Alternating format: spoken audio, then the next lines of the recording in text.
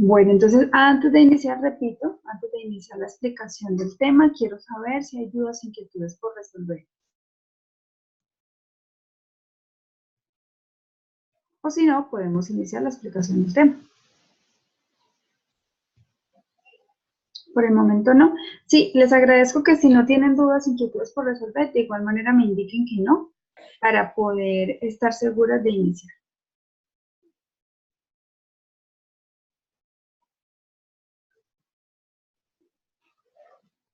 Solo Isabel me ha dicho que no.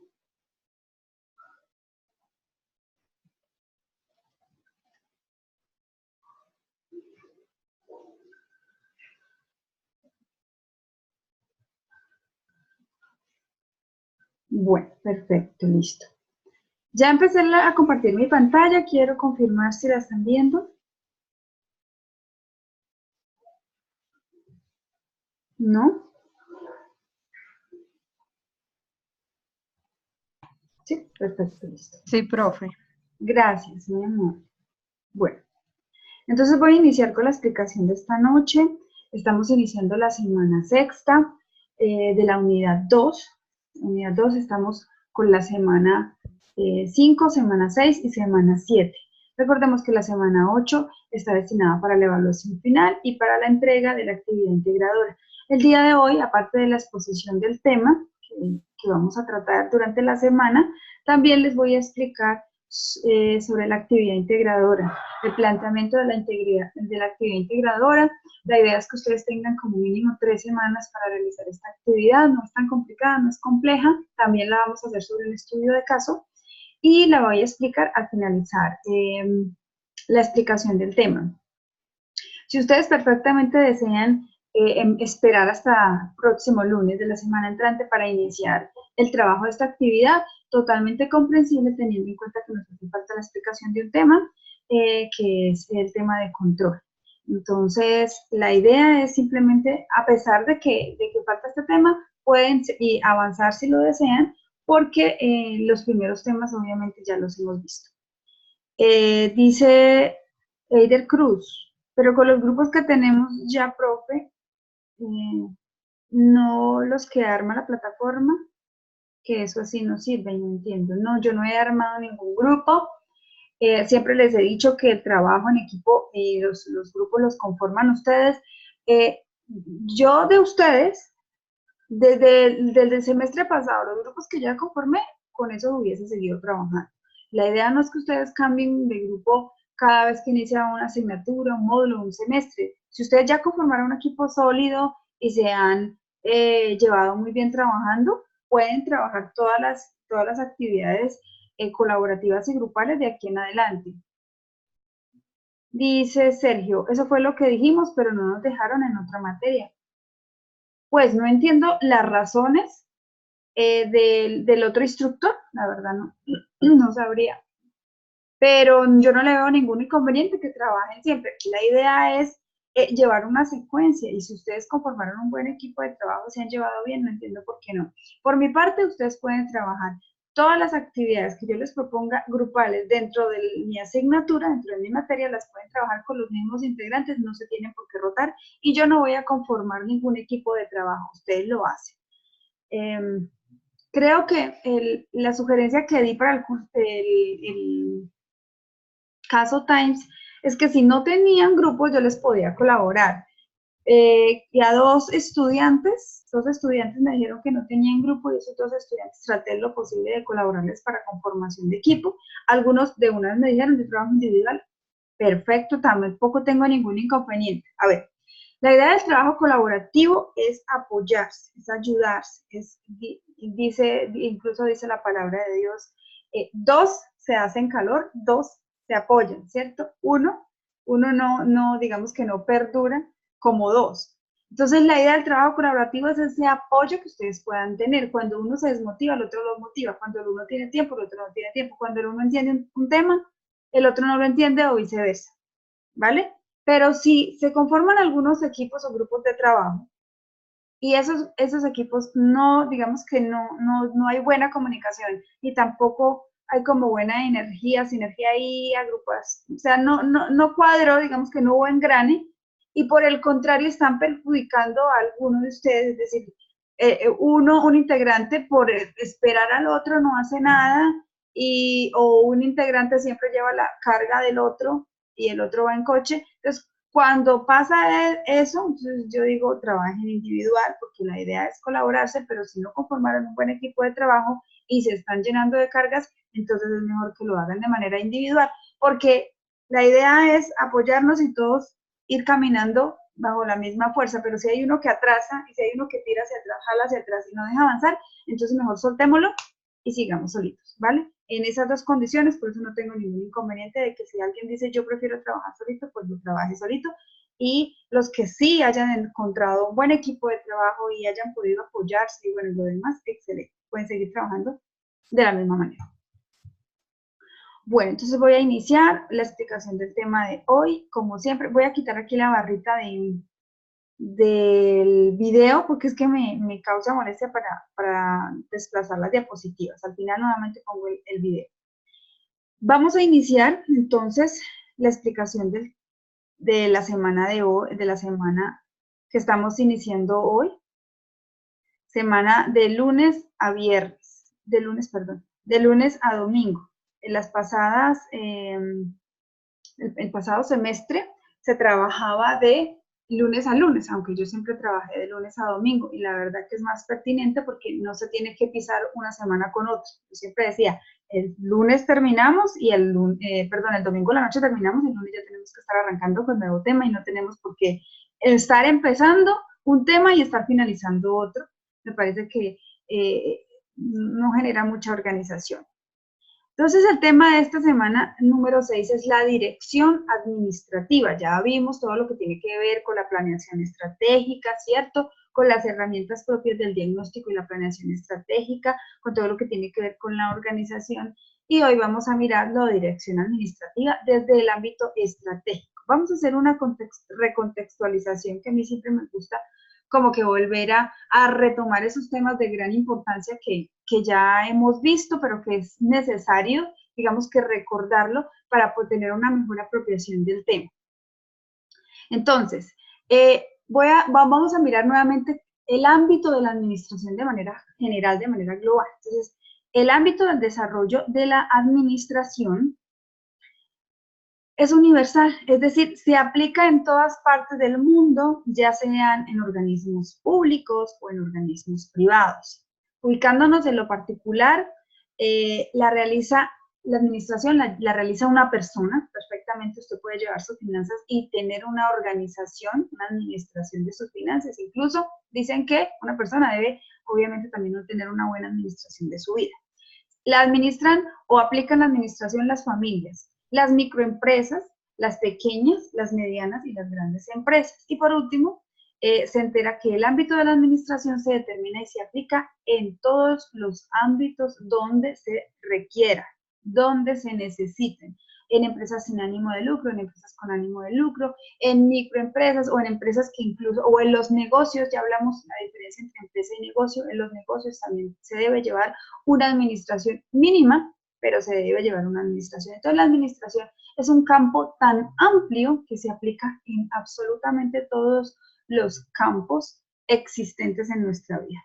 Los objetivos de la administración, porque los objetivos siempre, digamos que la administración debe tener o tiene unos objetivos. Tiene objetivos, por ejemplo, sociales, que son los fines que busca normalmente la administración para contribuir a un bienestar social y general, porque una empresa, el objetivo de una empresa no necesariamente tiene que ser del ámbito económico, también aplica lo social, el beneficio que le puede estar brindando a la sociedad, o en algunos casos hay empresas que no le prestan tanto beneficio, sino por el contrario, están perjudicando la parte social o la parte medioambiental.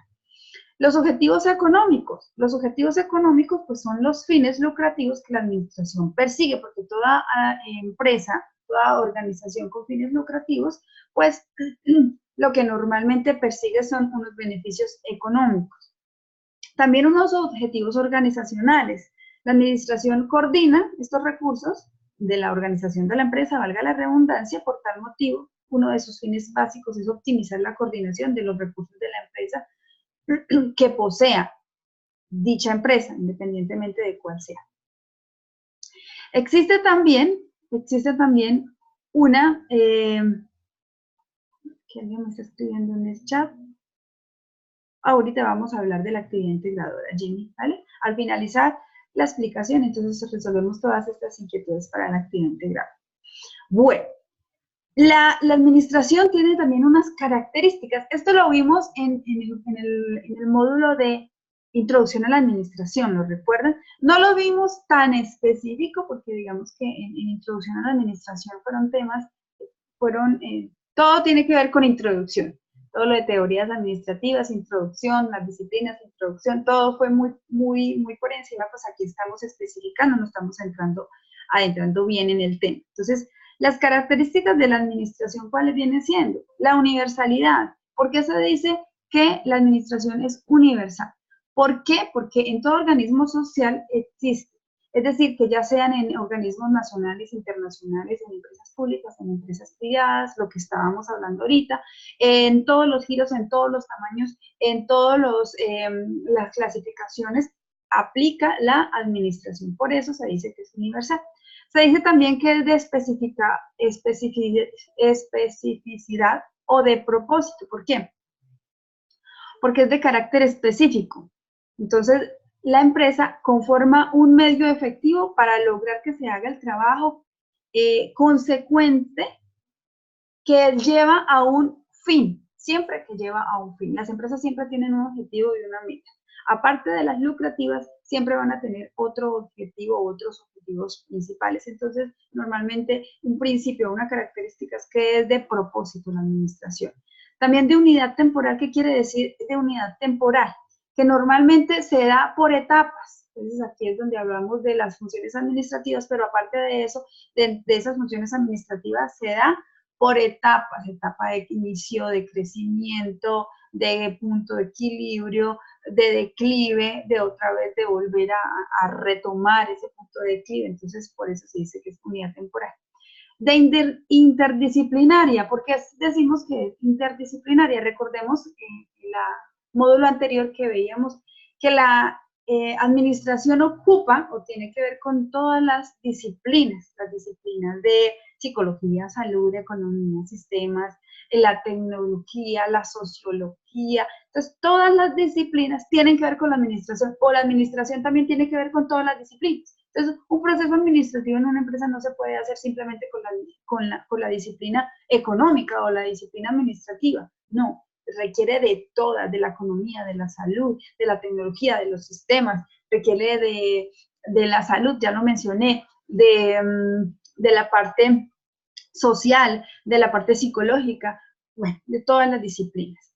Y que es un valor instrumental, quiere decir que normalmente es un conducto para alcanzar un fin. Esto se parece mucho al objetivo o al principio de que es también de propósito. Esto tiene un valor instrumental.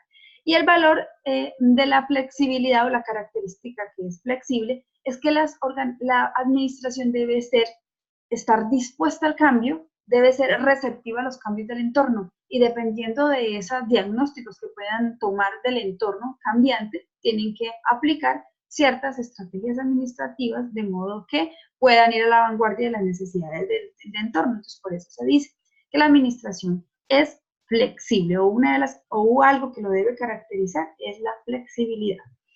Ahora, vamos a hablar puntualmente de la dirección. ¿Qué es la dirección? Ya hablamos, vuelvo a decirlo, ya hablamos de la planeación, del diagnóstico, de las herramientas, de la organización. Ahora, ¿qué es la dirección? La dirección o dirigir es conducir el talento y el esfuerzo de los demás para conseguir los resultados esperados. Es decir, influir sobre su desempeño y coordinar su esfuerzo individual y de equipo. Otra definición de dirección es el proceso de influir y motivar a las personas para que trabajen hacia las metas organizacionales. Para ejercer como director o como un administrador se deben aplicar tres mecanismos. El mecanismo de la autoridad, del poder y de la influencia que ya vamos a mirar o a detallar, a mirar detalladamente. Primero, antes de hablar de esos mecanismos que debe aplicar todo administrador, me gustaría de pronto hablar un poquito sobre el administrador, sobre la figura del administrador, que es vital y es de total importancia dentro de las empresas, ya que especialmente cuando se trata de gestionar los bienes, los recursos, de liderar talentos humanos, de motivar talentos humanos, un administrador siempre se encarga de realizar una serie de actividades que le permiten a la empresa cumplir efectivamente con las metas y los objetivos propuestos. Entonces, ¿de qué se trata? Digamos que, ¿qué es lo que debe hacer ese administrador para poder cumplir esos objetivos? Entonces, se puede mencionar que se trata de que las personas o que el administrador haga que las personas puedan sumar los esfuerzos, medir los esfuerzos y lograr una meta en conjunto. Entonces, digamos que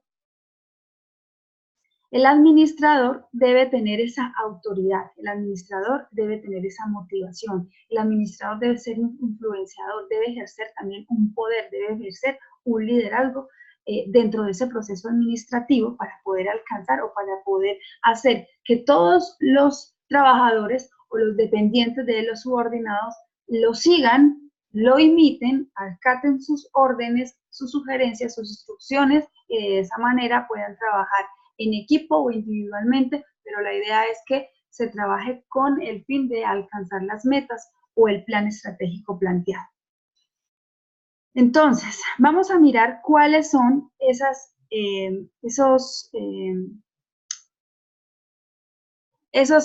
elementos importantes de autoridad, de poder y de influencia. ¿Qué quiere decir la autoridad? Existen 3 clases de autoridad normalmente, que son vamos a hablar primero de qué es la autoridad. La autoridad es la facultad que tiene la persona para mandar y para tomar decisiones dentro de una organización a través de distintas estrategias. Obviamente que pueda promover la participación colectiva de sus subordinados. Entonces existen 3 tipos de autoridad. La autoridad, 4, perdón. La autoridad lineal. ¿Cuál es esa autoridad? Es la que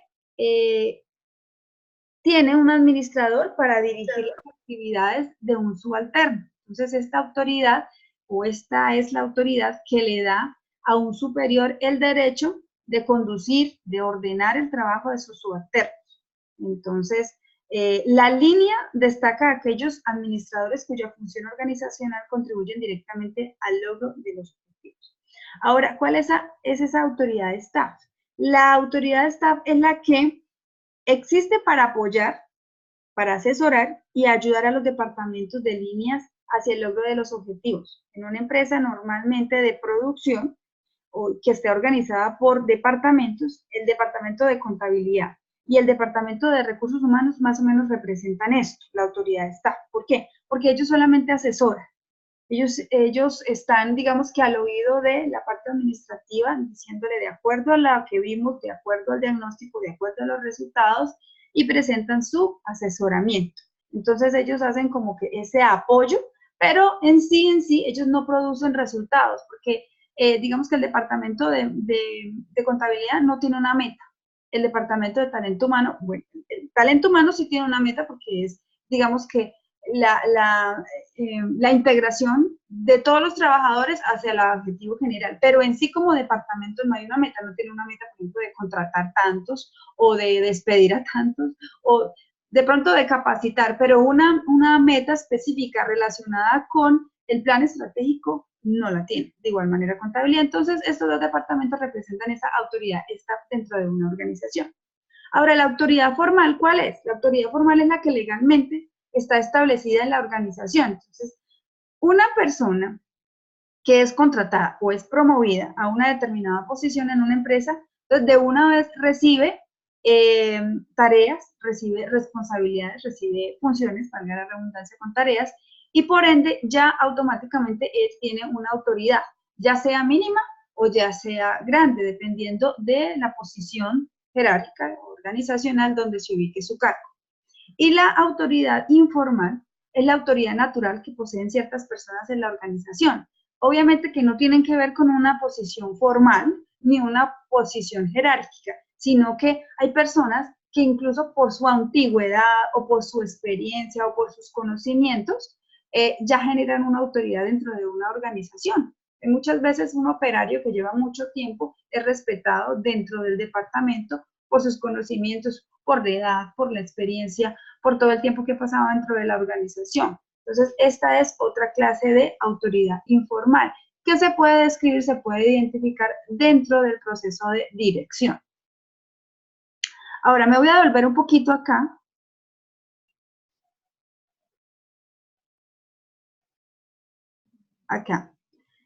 Para hablarles de los 3 elementos importantes de autoridad, poder e influencia, ¿verdad? Que le había dicho que tenía el rol del administrador. Entonces, la figura del administrador es vital importancia dentro de las empresas, especialmente cuando se trata de gestionar los bienes, los recursos y de liderar los talentos humanos. Un administrador siempre se encarga de realizar una serie de actividades que le permite a la empresa cumplir efectivamente las metas. Entonces, aquí es donde les hablaba que normalmente un administrador tiene esa autoridad, ese poder y esa influencia, ¿cierto? Entonces ya hablamos de tipo de autoridad. Ahora vamos a hablar qué es ese poder o cómo se aplica ese poder.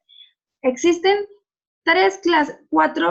existen 4 clases de poder. ¿Cuáles serían esas clases de poder? Primero que todo vamos a hablar del poder. Entonces, ¿qué es el poder?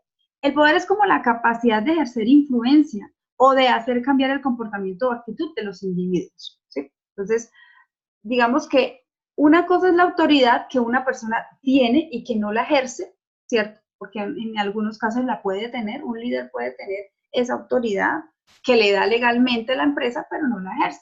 Y el poder es otra cosa, que incluso a veces ni siquiera legalmente, oficialmente sin tenerla, existe una clase de poder inmerso. Entonces, el poder no se deriva únicamente de la posición que ocupa el individuo en la organización. Existen 5 clases de poder. ¿Cuáles son esas 5 clases de poder? Primero, el poder de recompensa. Entonces, se presenta,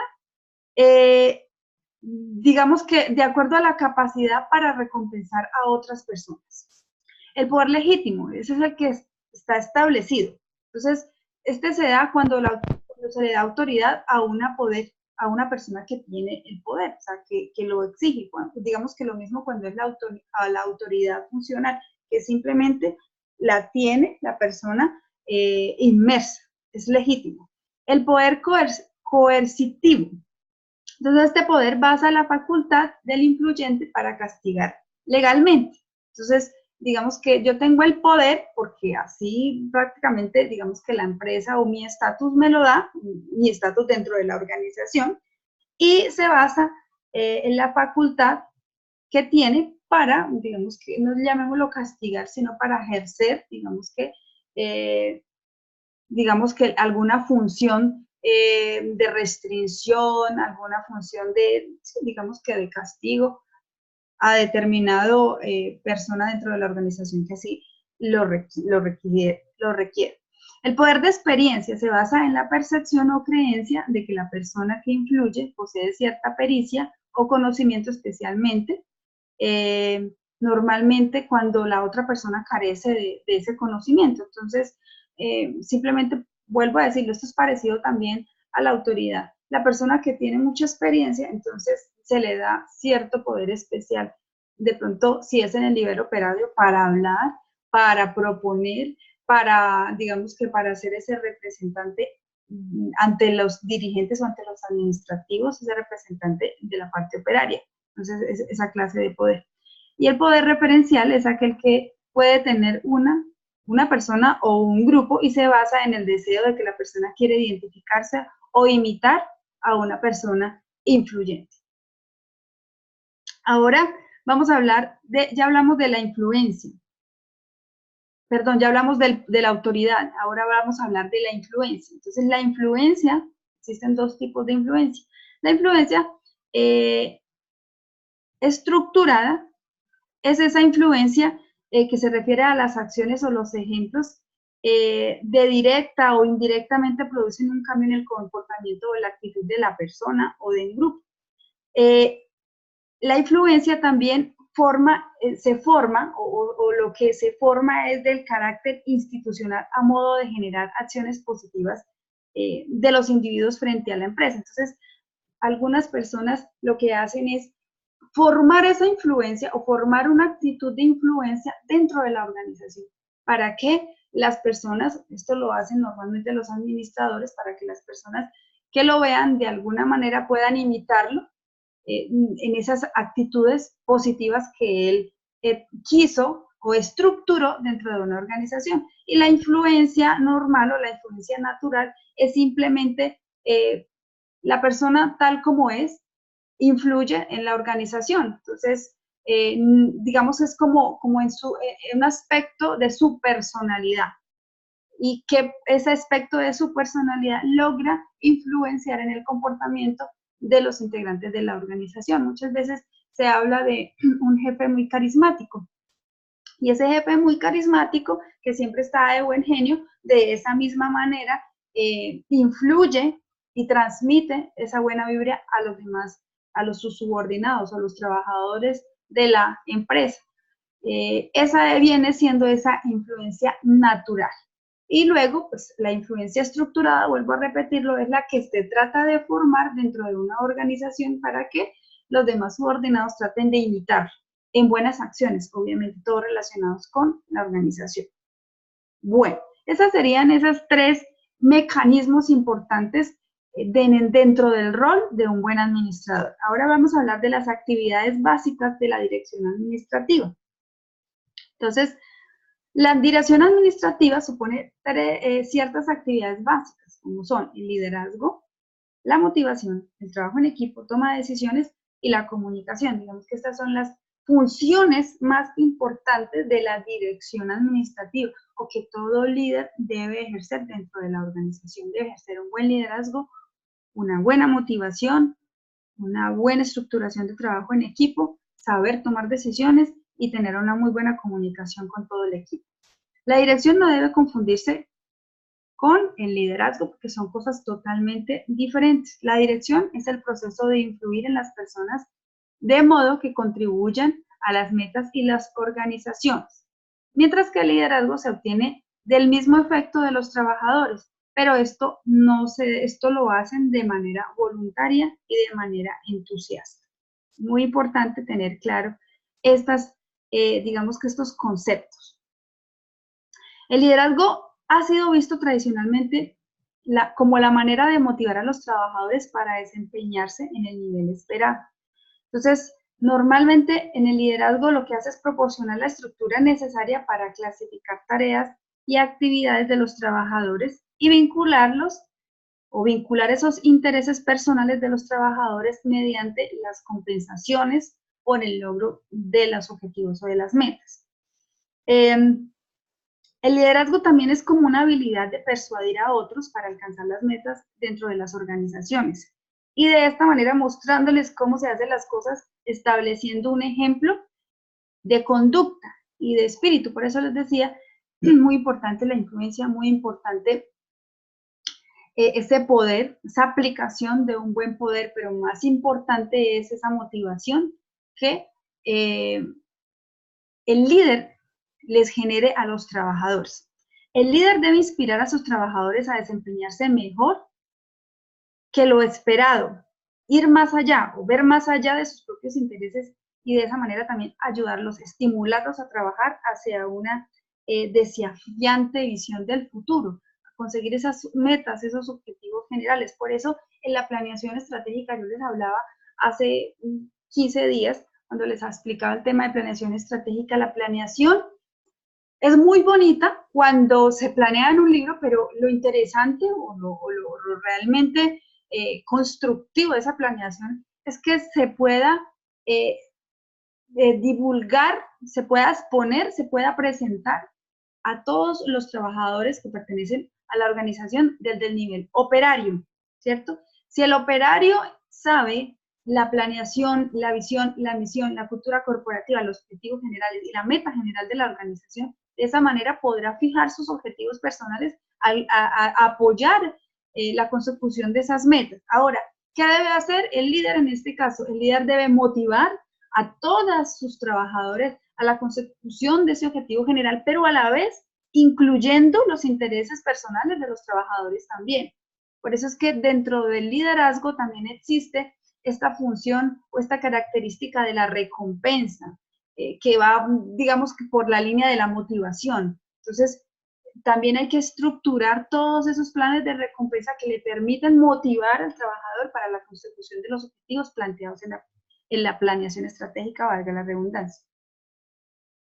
Otra acción del liderazgo requiere normalmente que el administrador demuestre ese carisma y esa consideración con los empleados, porque normalmente un director rígido, un director que no le importan las necesidades de sus trabajadores, es un director que va a tener gente desmotivada, que lo que normalmente va a hacer cuando él no esté es hablar mal de él y decir que en muchas empresas normalmente los trabajadores piensan que el trabajo de ellos está enriqueciendo a ese tal por cual del líder o tal por cual del gerente o tal por cual del dueño. Y de esa manera no, o sea, eso quiere decir que no hay un buen liderazgo, no hay una buena motivación, no hay ese carisma, no hay esa comunicación, no hay, digamos, que ese sentir humano por parte del líder administrador, de modo que pueda sentir o que pueda transmitir dentro de los trabajadores esa confianza, ese apoyo y a la vez, digamos, que establecer esos lazos de comunicación arraigados. Vamos a hablar inicialmente de los estilos de liderazgo. Primero que todo, ya les hablaba de que dentro de la dirección administrativa existe el liderazgo, la motivación, el trabajo, la toma de decisiones y la comunicación. Vamos a hablar específicamente sobre lo que es el liderazgo. Entonces, el liderazgo lo que busca con los directivos o las personas encargadas de los procesos es que sean líderes, que motiven a los miembros de la organización a trabajar en sincronía para la construcción o la consecución de los objetivos propuestos, en la planeación. Entonces, para que un director sea líder, requiere de seguidores. Estos seguidores no se consiguen por medio de una estructura, estos seguidores se consiguen por medio de un carisma del administrador. Para ello se cuenta con los siguientes enfoques de estilo. Entonces vamos a mirar que hay diferentes enfoques de estilos de liderazgo. Está el autocrítico, está el democrático y está el situacional. Democrático o participativo, liberal o situacional. Entonces vamos a mirar qué sería el autocrítico, cómo es esa clase de estilo de liderazgo autocrítico. Esta clase de liderazgo es el que toma decisiones sin consultar a los demás, simplemente porque él lo decide. Estilo altamente efectivo cuando las decisiones se requieren rápidas, es decir, hoy tenemos una situación y no necesitamos exponer a una junta directiva o pensar qué piensan todos o esperar qué piensan todos los trabajadores, sino que necesitamos una solución rápida. Entonces, esta clase de liderazgo aplica muy bien o lleva muy bien para las decisiones rápidas que necesitan tomarse de ya para allá. Pero entonces, esta clase de liderazgo solamente, o sea, cuando el líder puede ver la decisión, es decir, que puede fundamentarla. Este estilo es muy popular, o hace muchos años era muy popular. En la actualidad, digamos que es posible todavía encontrar esta clase de liderazgo, pero no es tan común. Vamos a mirar los demás. Ahora vamos a mirar el liderazgo democrático. Este liderazgo es el que delega la autoridad e involucra a los trabajadores en la toma de decisiones. Entonces, aquí es cuando le piden el asesoramiento al jefe del departamento de producción, al jefe del departamento comercial, al de finanzas, bueno. No quiere decir que esté malo, no quiere decir que está malo. Pero como les decía anteriormente, cuando hay que tomar decisiones rápidas y efectivas, es mejor tener un estilo de liderazgo autocrítico para que pues, se pueda actuar de manera efectiva y eficaz. En el liderazgo democrático, a pesar de que el líder o el gerente pide o delega autoridad e involucra a los trabajadores, él normalmente es el que tiene la última palabra y así debe ser. Normalmente esta clase de liderazgo proporciona poca supervisión, eso digamos que son más de delegar.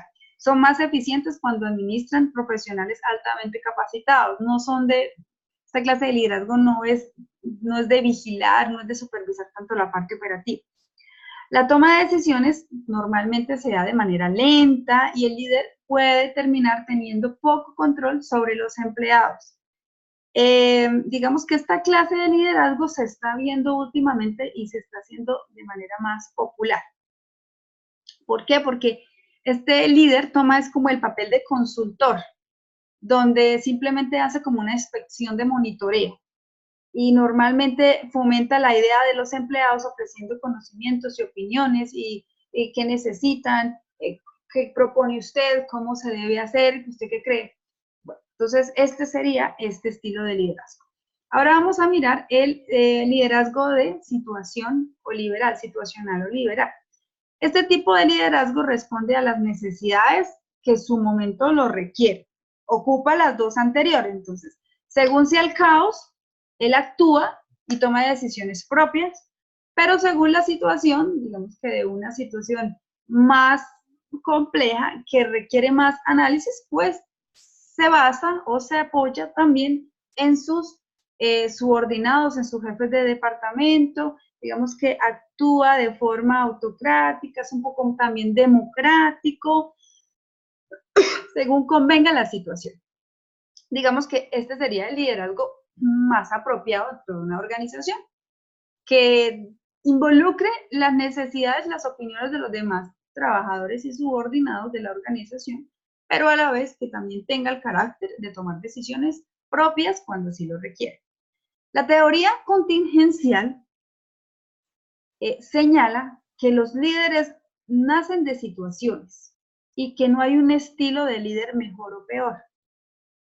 Así que los administradores van a prosperar a la medida en que las situaciones así lo dispongan. Entonces, esta teoría dice que no existe un liderazgo. Yo no puedo decir, o no, un líder no puede decir, yo voy a liderar bajo este estilo, o yo voy a liderar bajo este. No.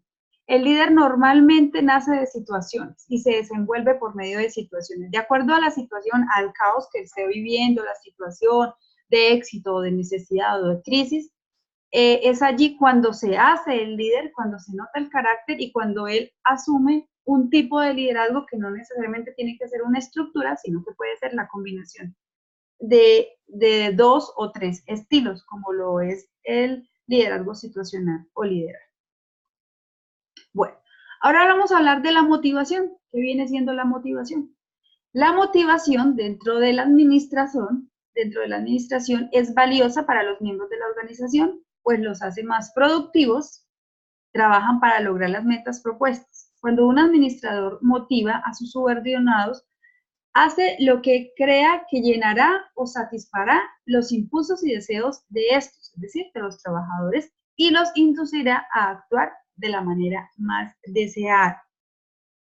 La motivación también es la voluntad de ejercer un esfuerzo persistente y de alto nivel a favor de las metas de la organización, condicionando normalmente la habilidad, el esfuerzo para satisfacer algunas necesidades individuales.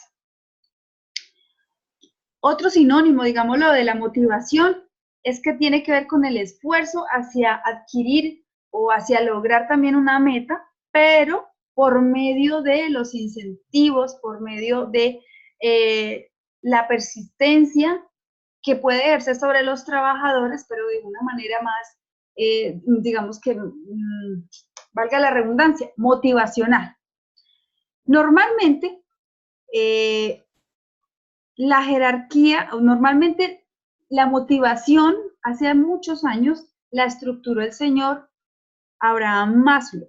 ¿Quién viene siendo este señor? Este señor fue un psicólogo estadounidense conocido como uno de los fundadores principales de la psicología humanista. Recordemos que en la teoría de las relaciones humanas que vimos en el módulo anterior sobre las teorías administrativas, hablábamos de la teoría de las relaciones humanas. Inicialmente hablábamos de Elton Mayo, que fue el que inicialmente estructuró el humanismo, digámoslo así, dentro de la manera o dentro de la teoría administrativa, pero él no lo vio tanto como la necesidad del trabajador, sino que lo vio tanto de la necesidad de la empresa para producir más mediante los incentivos a los trabajadores. Perdón, entonces él dijo, Elton Mayo lo que hizo fue, démosle los incentivos a los trabajadores para que sean más productivos. Abraham Maslow lo que hizo fue definir y decir, hay que identificar las necesidades del trabajador. El trabajador tiene ciertas necesidades. Si suplimos sus necesidades y nos enfocamos en lo que ellos necesitan, en lo que ellos quieren, en tenerlos contentos, en tener un buen clima organizacional, de esa misma manera ellos podrán ejercer o podrán dar un desarrollo, digámoslo así, efectivo para la consecución de los objetivos. Tendrán un trabajo óptimo, estarán contentos, satisfechos dentro de su trabajo, y un trabajador satisfecho pues es un trabajador productivo. Entonces, es probablemente el enfoque de Maslow la mejor condición de la motivación. Se puede estimar o se ha estimado durante hace muchísimos años y hasta el momento todavía no se ha cambiado esa hipótesis que él propuso y que hasta ahora es muy lógica y es muy apropiada.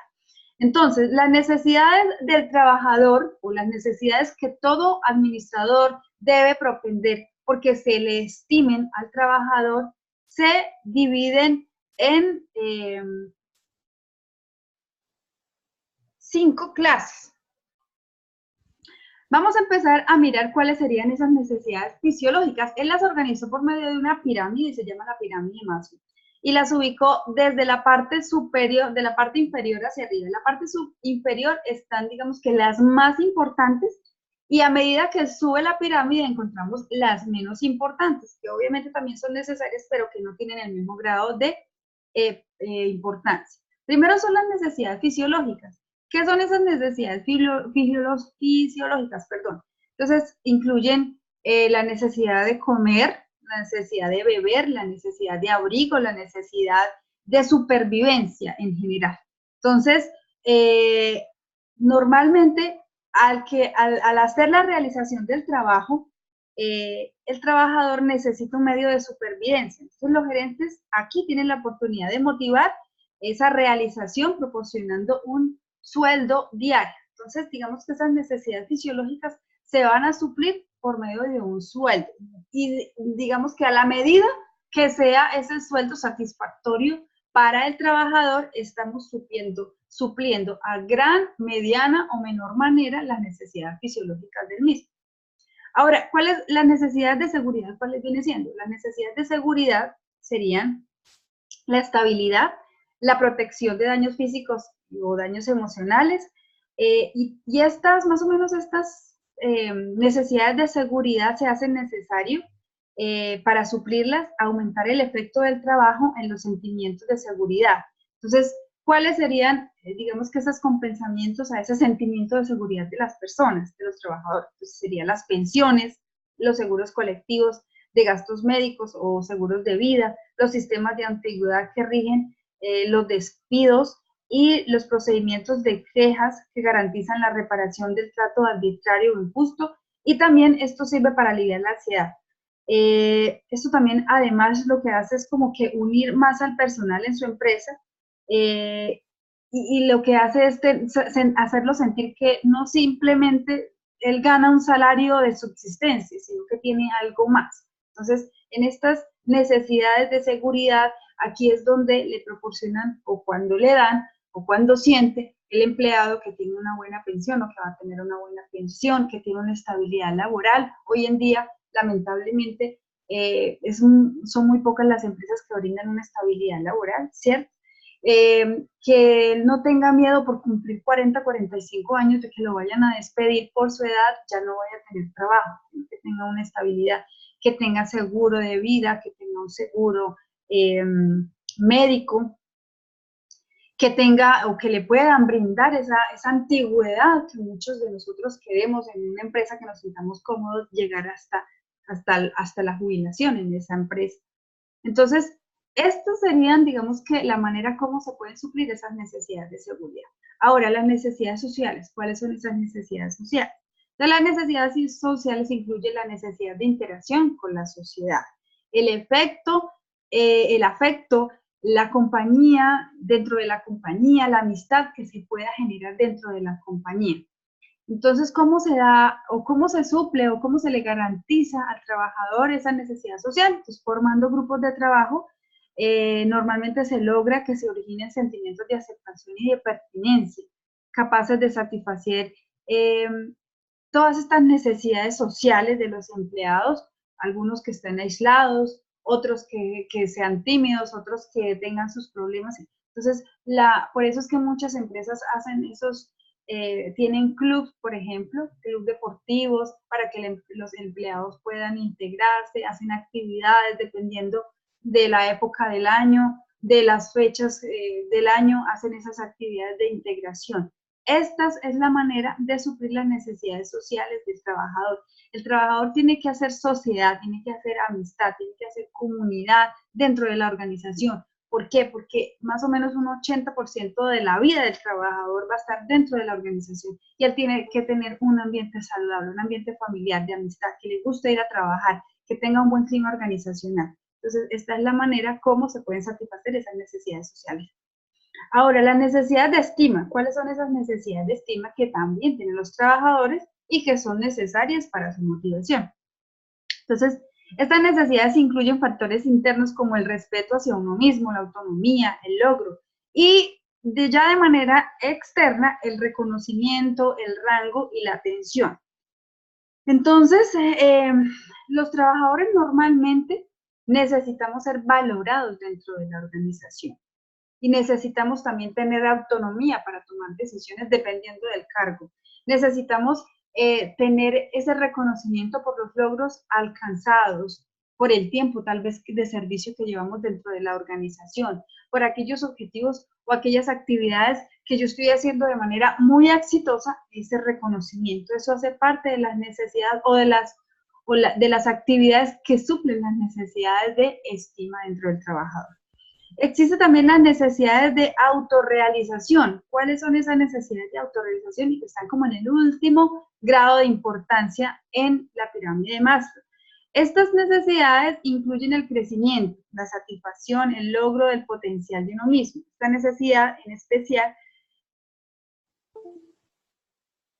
normalmente, se da o digamos que se suple por medio del crecimiento interno dentro de la organización. Entonces, normalmente se da en los bancos, o un ejemplo muy claro en los bancos, cuando la persona ingresa como cajero y cuando ya empieza a subir, asesor, bueno, no me sé mucho los cargos dentro del banco, a su gerente y así sucesivamente. Esta es la necesidad de autosuperación y autorrealización. Entonces, un trabajador cuando llega a una empresa y se va a dar cuenta que entró de mensajero y que de ahí no va a pasar, entonces pues normalmente él dirá, yo mejor voy para otro lado, busco otro lado, porque aquí no me van a dar, digamos que no me van a suplir esa necesidad de crecimiento que yo tengo. Entonces, por eso en todas las empresas, o por lo menos en las grandes empresas, ofrecen este beneficio de ascenso, de ir creciendo dentro de la organización. Y esta es la mejor manera que tienen las empresas para suplir esas necesidades de autorrealización que están estimadas dentro de la pirámide de Maslow. Bueno, esto con respecto a la motivación. Ahora vamos a hablar sobre el trabajo en equipo. ¿Qué es el trabajo en equipo o por qué es tan importante dentro de las organizaciones?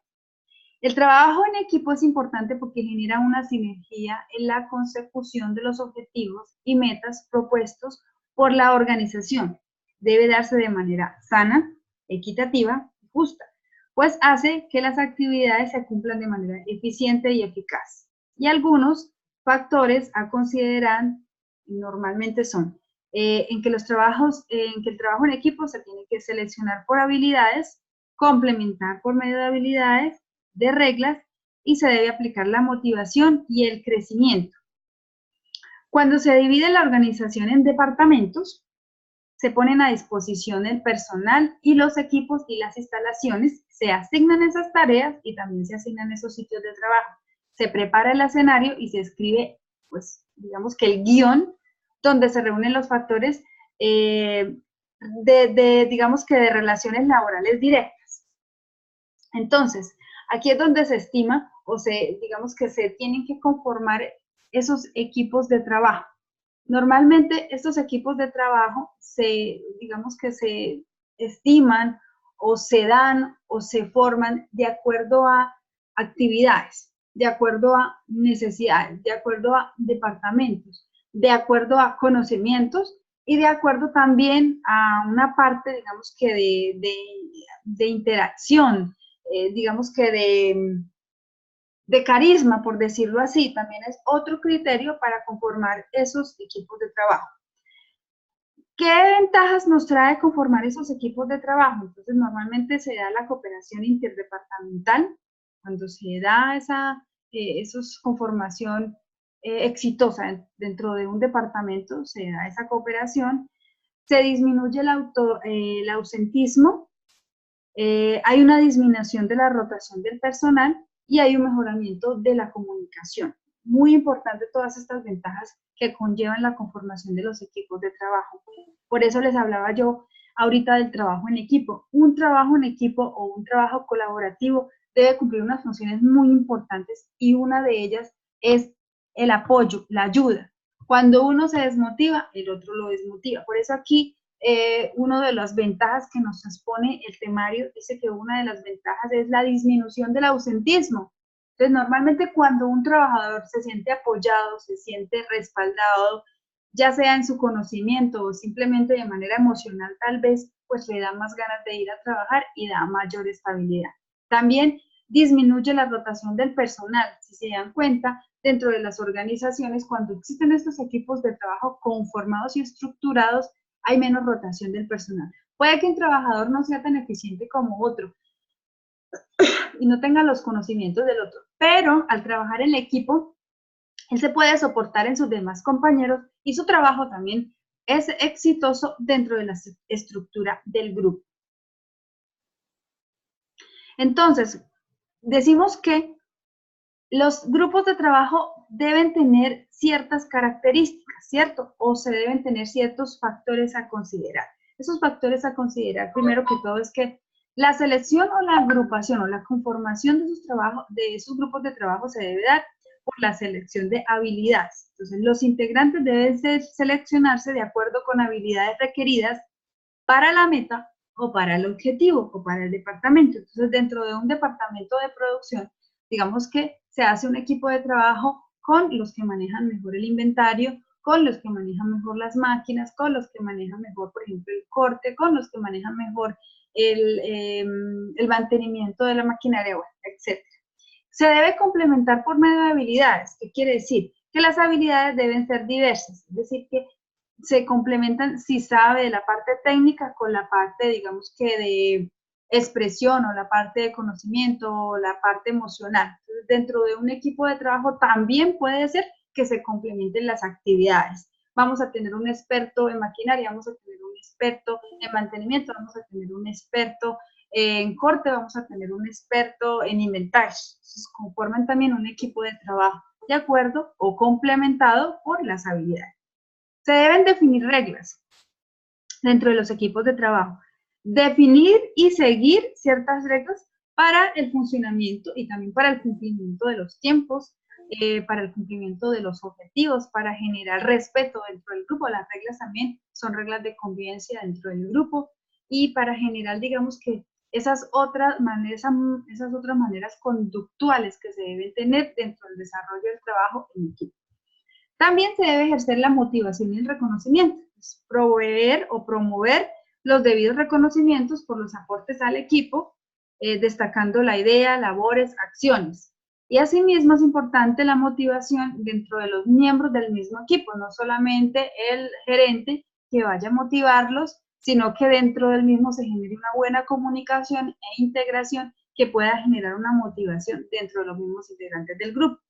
El líder de área, si es así, a quien se le designó la conformación de los equipos de trabajo, debe mantener o tratar en lo posible de prever o de asegurar que esa motivación y ese reconocimiento se dé dentro de los equipos de trabajo conformados.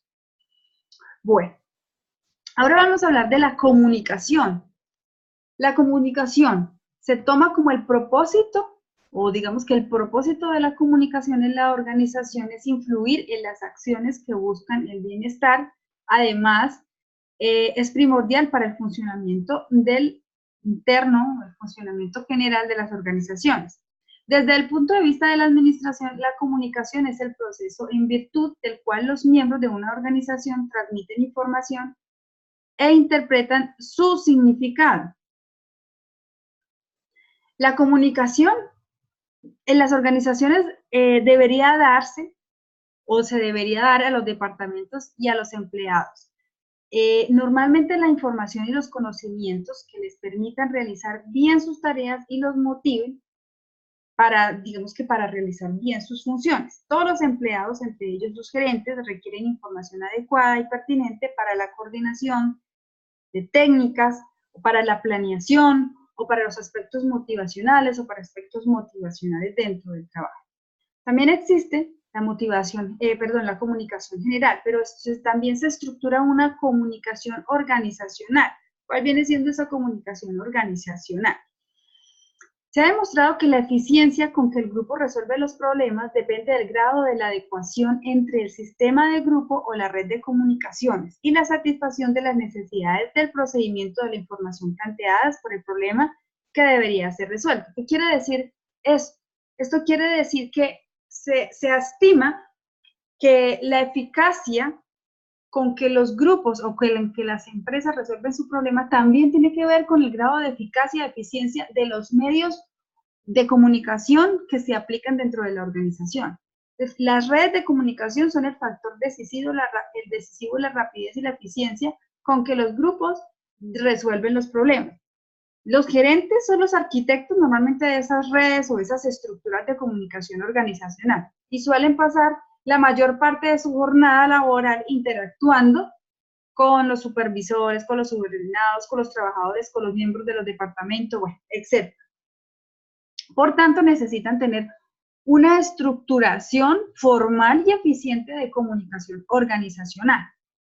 Existen ciertos tipos de comunicación organizacional, 3 tipos de comunicación organizacional. Está la comunicación hacia arriba, está la comunicación hacia abajo y está la comunicación diagonal. ¿Cuál vendría siendo? Por ejemplo, la comunicación hacia arriba está destinada la mayoría de veces a la toma de decisiones.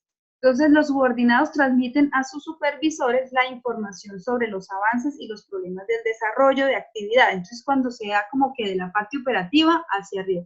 La parte operativa normalmente da la información de las necesidades o de los hallazgos o de los problemas que tenga el departamento a su jefe inmediato de producción y su jefe inmediato de producción va hacia arriba a llevarle al gerente general la comunicación que se ha generado desde la parte operativa.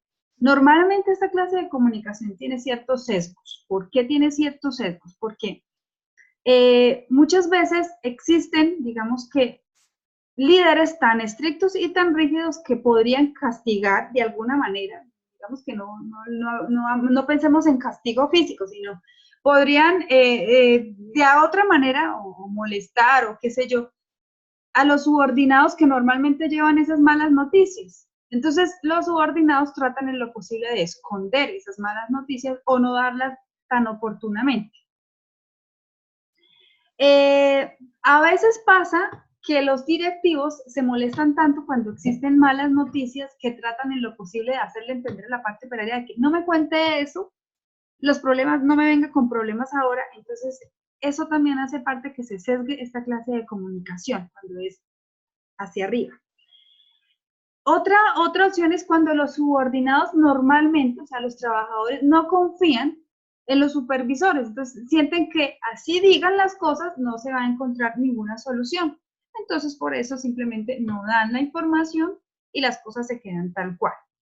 O también puede ser cuando hay diferencia de estatus entre los directivos y los subordinados, entonces se siente como mucho desequilibrio interno de estatus y los subordinados tratan en lo posible mejor de no tener ningún contacto con los directivos. Entonces, esta clase de comunicación hacia arriba puede tener esos problemas mencionados anteriormente. Ahora, cuando la comunicación es hacia abajo, ¿qué quiere decir? Que a menudo guarda la relación con la dirección y el control del desempeño. Entonces, cuando los superiores asignan tareas, digamos que a rangos menores, instruyen y evalúan a los subordinados. También le dan información sobre reglas, políticas, beneficios y, bueno, y otros asuntos, planes, metas. Muchas veces los subalternos se quejan de que no se les comunica toda la información que poseen los superiores y que ellos necesitan. Y a veces los superiores se reservan información que a su juicio podría distraer a los subordinados en la obtención de objetivos importantes. Entonces también existe cierto nivel de sesgo de la información o de la comunicación, o estos serían algunos casos que se pueden dar o que se puede sesgar la comunicación cuando es hacia abajo, cuando los directivos no dan la información completa, cuando no la dan oportunamente, cuando no la saben dar tal vez, o cuando consideran que no es necesario que los subordinados conozcan todo, digamos que toda la carta, que solamente necesitan lo más importante, y esos sesgos de información pueden atrasar la consecución de los objetivos o de la respuesta que los directivos solicitan. La comunicación lateral o la comunicación diagonal, que también se da, es la comunicación entre líneas departamentales. Entonces, a menudo suministran información que sirve para coordinar o resolver problemas. Esta comunicación lateral se da entre personas del mismo rango, que estén dentro del mismo departamento o que trabajen en diferentes departamentos, puede ser. Entonces, la comunicación diagonal se refiere a los contactos con personas de estatus inferiores o superiores de otros departamentos. Este tipo de comunicación es tan común en las organizaciones que absorbe parte importante del tiempo. Y este tipo de comunicaciones se convierte en un reto para los administradores. Puede ser que se convierta en un reto para los administradores. ¿Por qué? Porque normalmente requieren relaciones entre los grupos, ¿sí? Porque si a veces el departamento de contabilidad no se maneja muy bien con el departamento de producción, entonces puede haber ahí como un obstáculo en la comunicación. Porque interfiere también con las rutinas, interfiere con los trabajos, interfiere, digamos que con el desarrollo pleno de la producción. Normalmente, a menudo es ambigua la relación que se requiere para dar esta comunicación. Entonces, vuelvo a decirlo, no hay una buena, estrecha comunicación entre departamentos. Entonces, aquí no se puede dar una información. O muchas veces los departamentos lo que hacen es guardarse la información. Entonces, si de pronto el departamento de producción va a la parte financiera y contable a solicitar cierta clase de información, entonces no se la dan, sino que solicitan que sea el directivo, que sea el jefe o el departamento de área que vaya a suministrar la información. Entonces pueden ejercer o se puede dar esta clase de obstáculos dentro de la comunicación. Bueno, ahora vamos a hablar sobre las normas para la buena dirección. ¿Cuáles serían esas normas para la buena dirección a nivel general? Entonces, más que normas, lo que se pretende es mostrar unas características y unas facultades que los directivos de una empresa deben tener con el fin de generar una buena dirección en la organización. ¿Cuáles serían, digamos, que estas características o esas facultades que debe tener? Las metas claras. Esto está dentro del material. Quiero que sepan que la mayoría de información que les estoy mostrando está dentro del material, simplemente un poquito más profundo. La meta clara o las metas claras. Permite saber hacia dónde se dirige la organización o dentro de la organización el mismo. Es decir, él dentro de la organización también tiene una meta clara, un objetivo claro y le permite saber hacia dónde quiere ir o hacia dónde va. Los directivos efectivos mantienen siempre los ojos puestos en la meta y aseguran que todos los miembros de la organización vayan en la misma dirección. Objetivos precisos. Deben precisar los objetivos que ayudan a identificar quiénes están o no comprometidos con la meta general y de esa manera contribuyen a crear un sentido de pertenencia dentro de la organización. Otro punto son los puntos de control.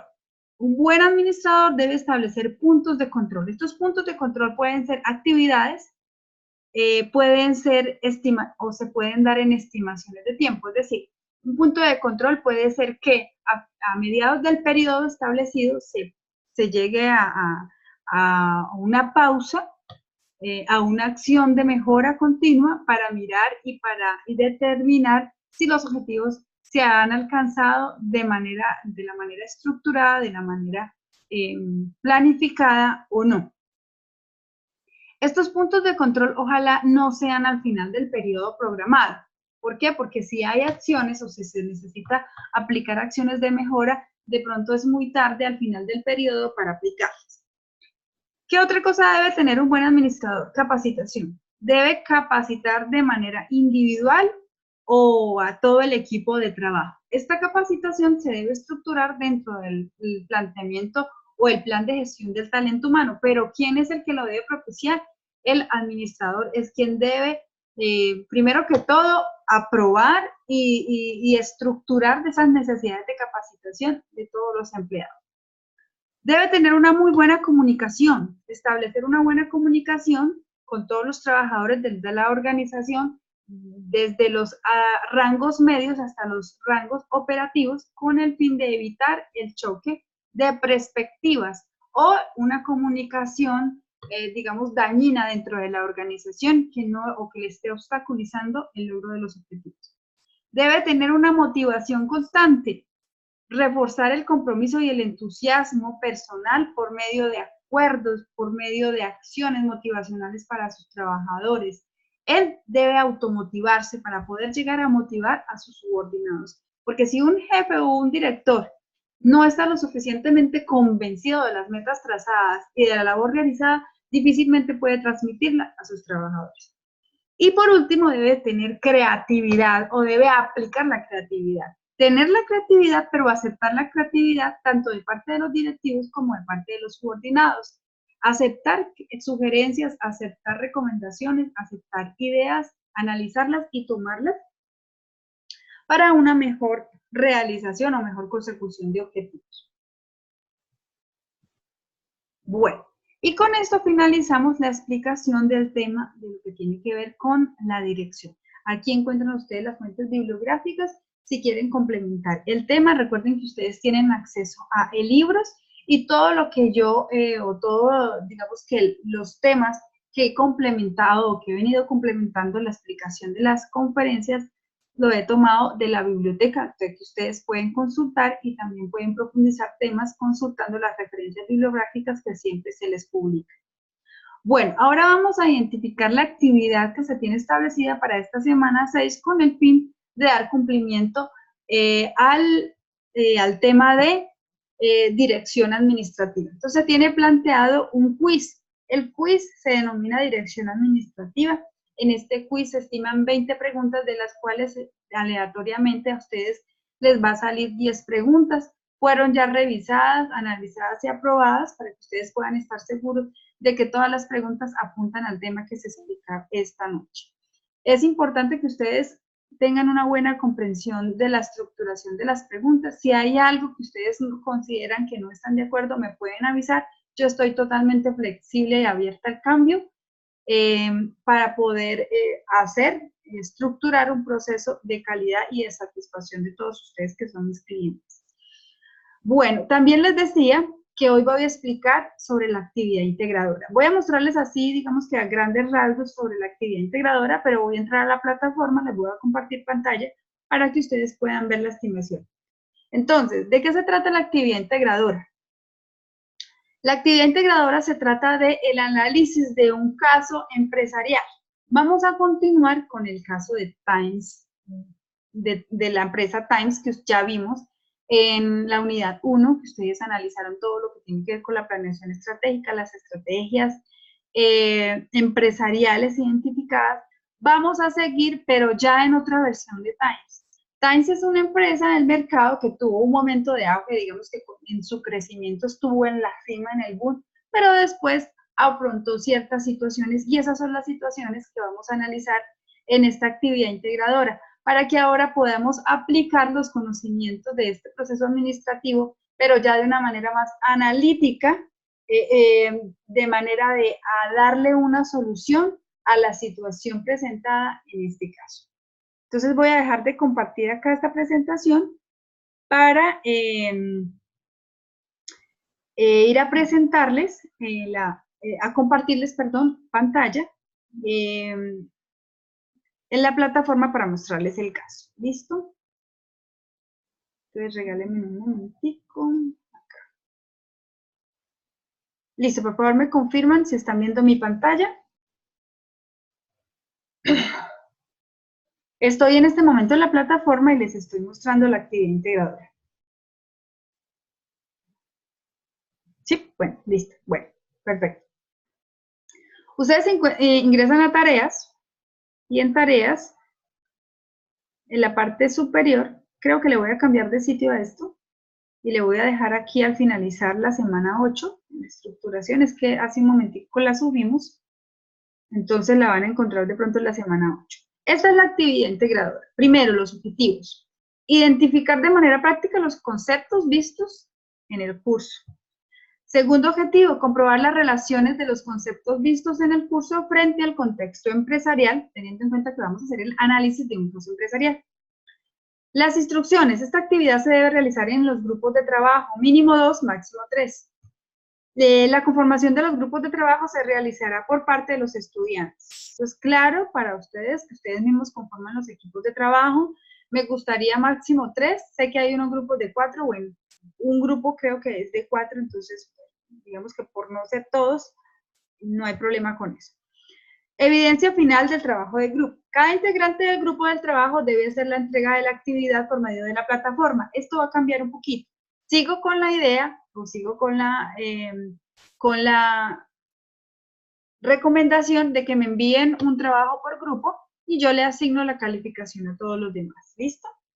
Me puede un líder, un representante del equipo, del grupo, envía el trabajo y yo le coloco la calificación a todos los integrantes del grupo. Normalmente cuando hacen esto, solo a uno le voy a dar la retroalimentación por medio de nota de voz, pero siempre les digo que por favor le transmitan las recomendaciones o los comentarios dados a sus demás compañeros. Aquí ya encuentro preguntitas. Vamos a mirar. Dice, pero que no nos aparezca faltante, ¿no? ¿Te apareció a ti faltante ahorita en el... Sí, profesora, a mí me aparece faltante, pero me aparece con nota. Entonces es como muy gracioso porque... Bueno, pero desde que le aparezca la nota y le esté sumando, no hay ningún problema.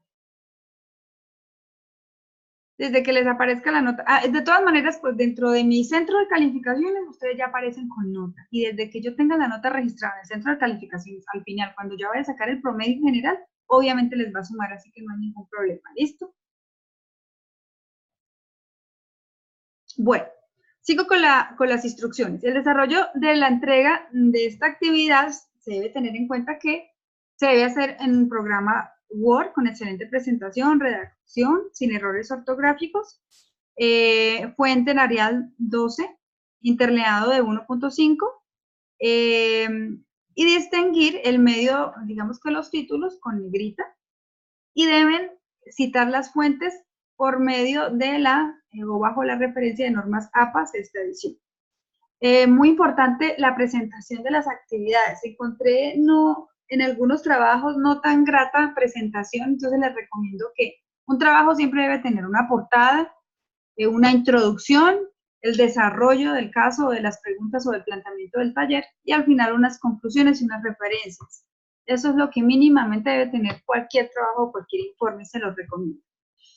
Nota aclaratoria 1, no se calificarán entregas de trabajo en archivo PDF, ya que este programa no permite la edición por parte del profesor. Segunda recomendación, recuerde seguir los lineamientos de referencias de citación de las normas APA, sexta edición. Y ahora sí vamos con la descripción de lo que ustedes tienen que hacer en la actividad integradora. Primer paso, leer los contenidos vistos durante el desarrollo del curso del proceso administrativo. Esto incluye todos los temas de la unidad 1 y de la unidad 2, los cuales serán indispensables para la realización de esta actividad. Paso número 2. Lea analítica y críticamente el caso Times 2. Al darle ustedes clic acá donde dice ver caso, se les va a descargar el caso Times 2. Es la continuación del primer caso que vimos en la unidad 1. ¿Listo? Pero ya pues en diferente entorno. Teniendo en cuenta la importancia del diagnóstico, entonces ya voy a describir cuáles son los puntos que ustedes deben hacer puntualmente. Entonces, como primer punto, teniendo en cuenta la importancia del diagnóstico, ¿se acuerdan del tema planeación estratégica sobre la importancia del diagnóstico? Que se debe hacer al iniciar o antes de hacer la planeación.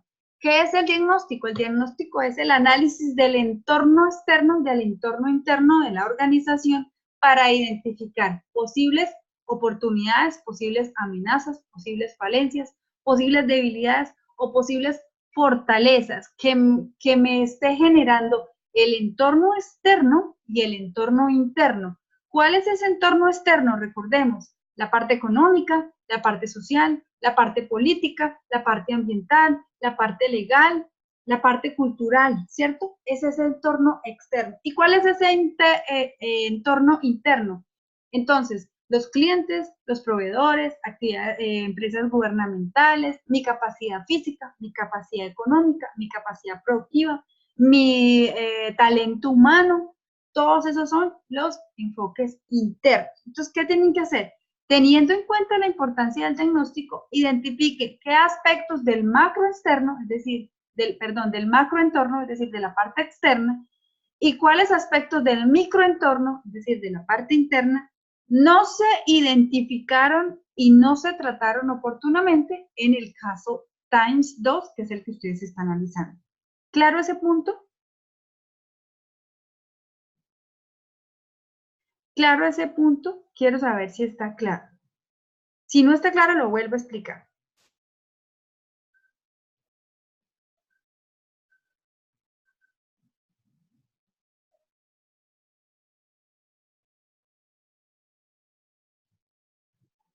Ok, perfecto. Me dice Alexander que sí, me dice que sí.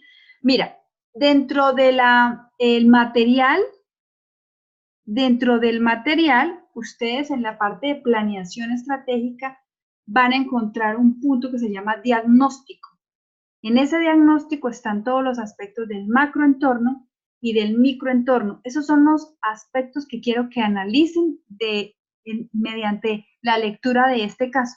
Puede que no todos los aspectos del macroentorno estuvieran influyendo negativamente en la empresa y puede que no todos los aspectos del microentorno estuvieran influyendo dentro del caso que vamos a analizar. Ustedes solamente tienen que leer muy bien el caso y analizar cuáles aspectos no se trataron oportunamente, no se diagnosticaron, no se analizaron oportunamente dentro de este caso. Simplemente aquí es identificar, no se identificó esto, no se detectó esto, listo. Hasta ahí vamos bien, listo. Punto número 2, o 2.2. Identifique algunas decisiones o estrategias aplicadas que llevaron o aplicadas por los empresarios de Times 2 que llevaron a la crisis de las empresas. Clasifíquelas de carácter, si fueron de carácter de planeación, de organización, de dirección o control. Entonces, ustedes al leer el caso se van a dar cuenta que se aplicaron o se tomaron ciertas decisiones que en su momento fueron equivocadas, erradas, y que generaron problemas internos y externos dentro de la organización. ¿Qué tienen que hacer ustedes aquí en este punto? Identificar cuáles de esas decisiones o de esas estrategias que aplicaron o que tomaron llevaron a la crisis a la empresa. Y tienen que identificar si esas decisiones las tomaron en la planeación, las tomaron en la organización, las tomaron, fueron decisiones de dirección o fueron decisiones de control o fueron faltas de acciones propias del control, falta de acciones propias de planeación, falta de acciones propias de organización, falta de acciones propias de dirección. ¿Listo? Quiero que identifiquen cuáles fueron esas decisiones que llevaron a la crisis y si fueron de, digamos que falta de una buena producción, de falta de una buena administración, de falta de un buen control, de falta de una buena planeación. ¿De qué carácter? Simplemente identificarlas y decir de qué carácter fueron. ¿Listo? Esto para identificar cuál fue la función administrativa o cuáles fueron las funciones administrativas que no se aplicaron correctamente en esta empresa. ¿Claro ese punto?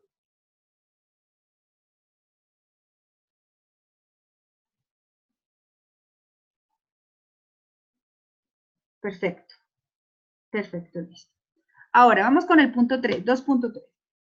Proponga como mínimo una estrategia por área. Entonces ustedes van a leer el caso y van a decir, marketing o mercadeo debió hacer esto. O no necesariamente ustedes tienen que ser expertos en la producción de relojes, pero bajo los conocimientos que ustedes ya han obtenido, han adquirido en el desarrollo de estas dos asignaturas de administración, ustedes van a decir, mercadeo o marketing debió hacer esto. Administración y finanzas debió hacer esto. Producción debió hacer esto. Gestión del talento humano debió hacer esto. O sea, como mínimo, identificar una estrategia por cada departamento de la organización o por lo menos de los que aquí escribo. Y ahora, la cual, o estas estrategias que usted va a identificar, son lo que usted considere pertinente, que se debió aplicar en su momento y que pudieron haber le pudieron haber dado un nuevo rumbo a la compañía. Después de identificar por cada departamento una estrategia, ustedes deben identificar si esta estrategia es corporativa, si esa estrategia es operativa o si es estrategia táctica. No necesariamente tienen que haber una corporativa, una operativa, una táctica, no. Ustedes pudieron identificar 3 estrategias y la clasificaron o consideraron que son estrategias corporativas. ¿Listo? Entonces, lo que quiero es que ustedes ya en este momento sepan identificar los tipos propios de estrategias. Vuelvo a repetir. Identificar una estrategia que ustedes consideraron que cada departamento debió aplicar en su momento para darle un nuevo rumbo a la compañía. Y clasificar esas estrategias si esas fueron corporativas, si fueron operativas o si fueron tácticas. ¿Claro ese punto?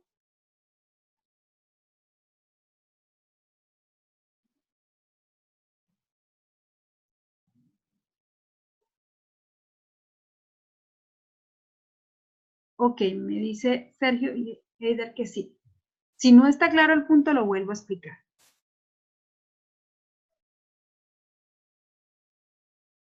¿Claro ese punto? Necesito que los demás me confirmen porque me da la impresión de pronto que si se enredaron, lo vuelvo a explicar. Ok, listo. Bueno, y ahora vamos a nuestro último punto. Ok, nuestro último punto, nuestro cuarto punto, responda de manera argumentativa. Para este punto todavía no he explicado el tema. Esto lo vamos a explicar dentro de 8 días. Pueden ir avanzando en los demás puntos y dejar este para lo último. Responda de manera argumentativa. ¿Se cumplía dentro de la empresa el proceso de evaluación y control estratégico o algunas acciones propias del control? Entonces, esta pregunta la van a resolver ustedes con la explicación del tema que vamos a tener dentro de 8 días. Sin embargo, yo sé que ustedes ya saben qué es el control, por qué se aplica el control, cuándo se aplica el control, bueno, etcétera, porque esto es un tema que ya vimos y que explicamos, no tan profundamente, pero que explicamos en nuestro módulo anterior. Pero entonces, no se afanen por este punto, lo vamos a complementar con la explicación de los temas dentro de 8 días. Y por último, el paso número 3 describe los aprendizajes adquiridos al desarrollar esta asignatura o módulo. También identifique cuáles dificultades se enfrentó y las áreas de oportunidad que usted considera adquirió o que las áreas de oportunidad que normalmente en su rol profesional va a tener al tener o al haber concibido o al haber adquirido estos conocimientos. Este punto final es como un punto más de reflexión, ¿listo? Es describir, digamos, que todo lo que usted adquirió, todo lo que usted aprendió, toda la visión que de pronto se le pudo abrir con la parte administrativa, con la parte empresarial al desarrollar este módulo o esta asignatura. También puede identificar cuáles temas se les dificultó más o qué problemas o en qué problemas normalmente llegó a enfrentarse en el desarrollo de este módulo, y también identificar las áreas de oportunidad en el rol profesional de ustedes, qué áreas de oportunidad tienen. Entonces podría decir, tengo, digamos que dentro de los conocimientos que ya adquirí, ya tengo conocimiento, digamos que de una manera general sobre la administración, podría estructurar una estrategia, podría aportar en la planeación estratégica de una organización en la cual yo trabaje, podría aportar metas, objetivos en la parte operativa, podría, ¿sí?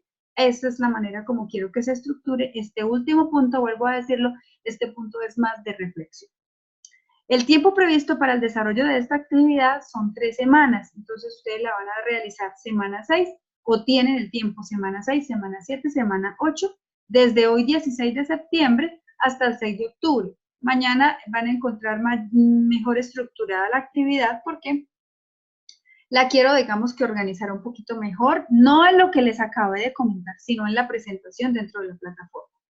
Si necesitan asesoría en algún aspecto, pueden contactarme por los medios institucionales, por medio del correo electrónico o dentro de 8 días en la sesión, o si ustedes quieren de pronto una asesoría adicional por medio de chat, me lo pueden hacer saber, con mucho gusto estaré muy dispuesta en atenderlos. Bueno, entonces por acá me están escribiendo y quiero saber.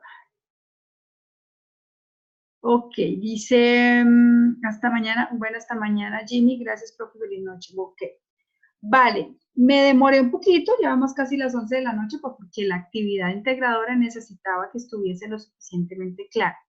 Esta sería la explicación del tema de la semana 6. Para la semana 7 vamos a mirar todo lo que tiene que ver con control y finalizamos la explicación del tema. ¿Tienen alguna duda por resolver esta noche? Aparte de las que ya me presentaron o aparte del desarrollo general de todo el curso. ¿Tenemos alguna duda por resolver?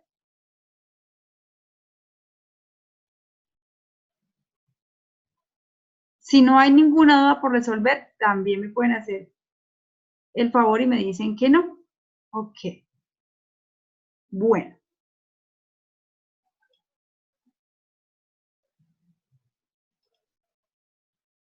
¿Quedó clara la explicación de la actividad integradora?